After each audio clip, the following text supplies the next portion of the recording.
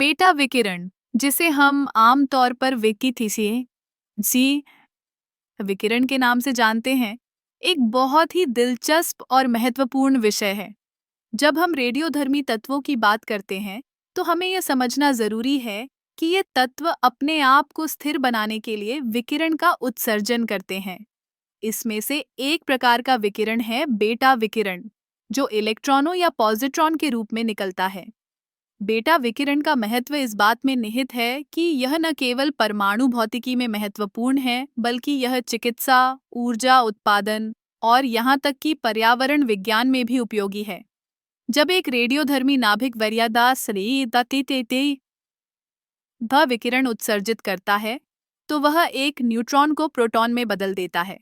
इस प्रक्रिया के दौरान एक इलेक्ट्रॉन या पॉजिट्रॉन बाहर निकलता है।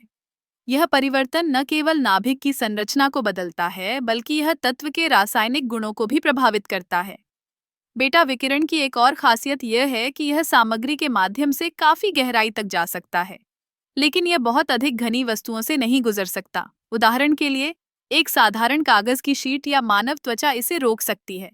इसलिए जब हम इसके सुरक्षा पहलुओं की बात करते हैं, तो यह महत्वपूर्ण है कि हम इसे सही तरीके से समझें। चिकित्सा में बेटा विकिरण का उपयोग कैंसर के उपचार में किया जाता है। यहाँ इसे लक्षित तरीके से कैंसर कोशिकाओं को नष्ट करने के लिए इस्तेमाल किया जाता है। यह एक बहुत ही प्रभावी तरीका है, क्योंकि यह स्वस्थ कोशिकाओं को कम नुकसान पहुंचाता है। बेटा विकिरण का एक और उपयोग है, जो कि ऊर्जा उत्पादन में है। परमाणु रिएक्टरों में बेटा विकिरण ऊर्जा उत्पन्न करने में मदद करता है। जब यह विकिरण निकलता है, तो यह गर्मी उत्पन्न करता है, जो बाद में भाप बनाने में उपयोग होती है, और यह भाप टरबाइन को घुमाकर बिजली उत्पन्न करती है।